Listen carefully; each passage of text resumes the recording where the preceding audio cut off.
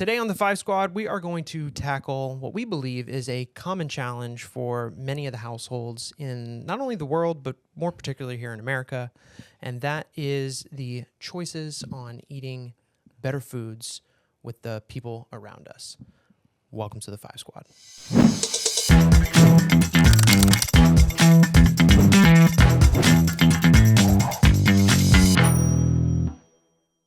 Hello, everybody, and welcome back to another episode of the Five Squad podcast. For those that do not know who I am or my wife is, my name is Evan Andrews. I'm Haley Andrews. And we today want to talk about something that we have actually been putting some work into. We're not the best at it yet, but we have definitely changed how we used to do this side of our lives at home with ourselves and our family. But that is eating better. Simply put, healthy eating better. habits with a busy lifestyle is probably like... It's the best title it really of is, this it's video. So difficult. It really is. And when you look at it from like a 30,000 foot view, like eating healthy isn't really that we make hard, it so much but harder we on make ourselves. it so much harder than it needs to be. I think one of the things that anybody can do to just simply start eating better is just simplifying the process of eating, right? Yes. So what do we mean when we say simplify the eating process? You know, I think a little bit of planning goes a long way in understanding, you know, the foods that we What is we the ingest. saying? If you plan to fail, if you fail to plan to fail. There you go. So like it's the same thing with your food. That's a good one. Yeah, I know, right? I've heard it somewhere, but I got it backwards. Sorry. But it's true. Like if you don't have any type of plan for your food in the week, like you're 100% gonna flop. I mean, yeah, you're living out here willy nilly, and my favorite word. So what kind of plans can we talk about? Like, so I think you actually honestly do a really good job of the planning side of things. Even if it's the same day, like you always come home and you're like, I know what we're gonna have for dinner. Or like you text me in the middle of the day and you're like, can you take out this? This is what's for dinner, or take this out, or whatever. So I honestly think that you already do a really good job at, you know, planning the food. So then I guess I'll break down my planning. I think another thing that you do, or that you have instilled or whatever, and I think a lot of people probably do this already, but they do it with bad food, is we have like the same 5 to 7 meals. I'm going to be honest, yes, and I grew up like that. And I think that's okay. I grew up like that, and I thought it was so annoying, and when I became an adult, I was like, oh, I'm not going to do that. And then I became a parent, and I was like, oh, yeah, I'm going to do that. Yeah. But my planning starts before the kitchen, you know? Of course. My planning really starts... with the groceries. Yeah. And it actually comes from simplifying even that. Yeah. But you also shop for groceries in the new age wave. Yes. On your phone. You don't walk up and down the aisle. Because I think sometimes, too, that gets a lot of people in trouble. If I walked up and down the aisles, number one, I would not simplify my finances or the things that I bought. I would be super impulsive, and it would not be healthy. I wouldn't take into account the ingredients or anything like that. Yeah. But for me, the utilization of grocery apps and pickups and things like that, one, has simplified everything. But two, I mean, I basically have a cart that is like a history. I mean, yeah, it has basically everything we need. And then I just ask, you know, like, what are a few extras that we might need this week if we're changing something up on one of the meals or something like that. So it makes it less stressful to click. I know basically how much it's going to be. I know roughly what we're going to be making, and how that's going to go. And that simplicity makes the rest of the tasks a little bit less stressful. Yeah. And less stress brings more, you know.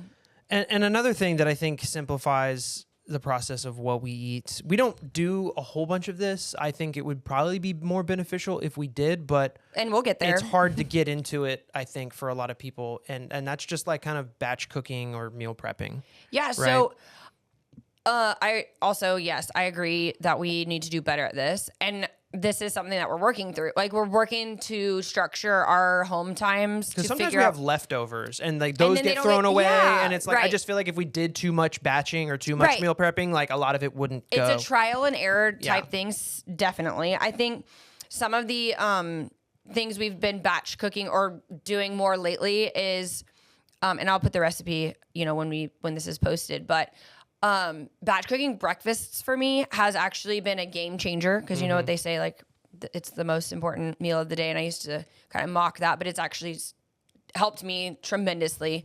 So we make these like breakfast pancake muffins. It's got protein pancake mix with like sausage and good. maple syrup. And so we batch bake those, and then they go in the freezer, and then you just take some to work, heat them up, whatever. That and Even just regular pancakes. I mean, regular like pancakes. freezing them and bringing them. To work and our every day. daughter's been eating pancake in a bowl, and you can microwave Makes it in a 2 minute. minutes. Yeah. And so I used to think doing all these things was like so hard, like it took too much work.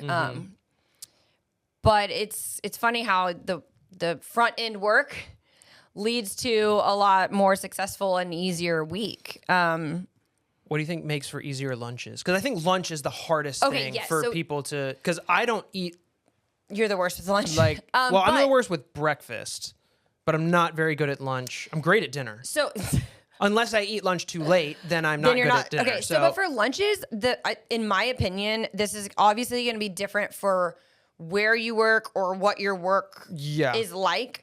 And we talked about this too. It's definitely different for me in a school time and the summertime lunches because I have just different time schedules. Yeah. For us, I think what we've noticed that's really good and for lunches is salads. Like Yes. we do salads differently, but we have most of those You ingredients like all the extra stuff really that I readily. We have those ingredients usually readily available, and then adding like, the I like chicken in mine. Well, I was gonna say, or adding like the cut the carb wrap to like changing it from a salad to a Right. wrap, or putting it over rice, utilizing basically those same few different things and just changing up small different ingredients keeps it from being mundane and makes it quick, easy, fast, and readily available.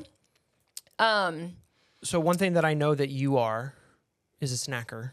I am. What are healthy snack alternatives that you've found yourself? What are some old things that you used to snack Okay, yeah. on? And then like, what do you do now? So for those of you that follow us that don't know me personally, and even some people that know me personally may not know, but like there are two things about me that fall really much into this topic is I'm a foodie through and through. Like I love food, cooking, I love all of it. But probably the last 5 years or so, I have like lost a love of it and had to find it again just because of like my own health journey. And snacks is one of the things that I have struggled so much with in my journey because a lot of the snacks that we consume are not food. And I could go on and on about that topic, but I think the snacks that I used to consume were things like Oreos, chips, and anything processed because it was quick, fast, Sour and candies. easy. Oh my gosh, yes, I love candy. Because I thought those were easy and I thought that it didn't really matter. But the ingredients really matter. The things that you're consuming matter on such a different level than just putting it into your body. It really fuels your day too. The snacks, I think now that I try really hard to stay with like vegetables. I love the crunch. That's why I loved chips and things like that. Well, I'll eat the carrots and the I was just celery gonna and the say broccoli. I'll carrots, eat that celery. with I'll eat that with you all day long. I so. love sugar snap peas. See, I don't like those. I do. I can't. I do. But I try to find that I want to prepare even those kinds of snacks ahead of time so that when you open the fridge, It's like take it and like and it's go. not like a process. Because that's something I struggle with is like I love, like I said, I love food so much. So I could just stand in front of the fridge and I'm like, oh, I want something so delicious. And then I waste all this time and then I just grab something that's bad for you delicious, which kind of goes into like why I've been meal prepping more for dinners. Right. And coming up with a plan because food, much like everything else, it can be simple, but that doesn't mean that it's easy. Like you want to simplify everything, but it may not be easy. Yeah. But it's important to keep that in mind. Yeah. But But I think in trying to make it easier, that's where we're really taking like that part of the journey, that health journey, like into wanting to make it easier, right? Like instead of just defaulting to what actually is really easy. Because what really is easy, I mean, it's grabbing a bag of Doritos or going to Whataburger, or but even that, like sometimes, like there's another person that could walk in this room and say, well, I would rather, if we're talking about being health conscious, I'd rather have the bag of Doritos than go eat the cheeseburger. And they're fine with like that other option when they could just also have some carrots and broccoli. But you know, something that I've found, especially in the journey that I've been on with health and food, you know, I used to tell myself like preparing and planning and prepping and all of that just, it takes too much work. It's not going to be fun. I have too many kids. It's just not, I can't do it. And I convinced myself that it was so hard. But now that I have no other choice just because of my health and where it's led me, I've actually found a lot of joy in it. And it's actually been really fun making these swaps with the kids and getting back into the kitchen. And I've realized that like it actually isn't harder. It's become easier. Yeah. Because in the long run, when we do choose like the Doritos, the fast food and all of those things, there is hard in that. It's financially hard. Sure. It's hard, you know, health-wise. But I think what I wanted to share after snacks was like dinners.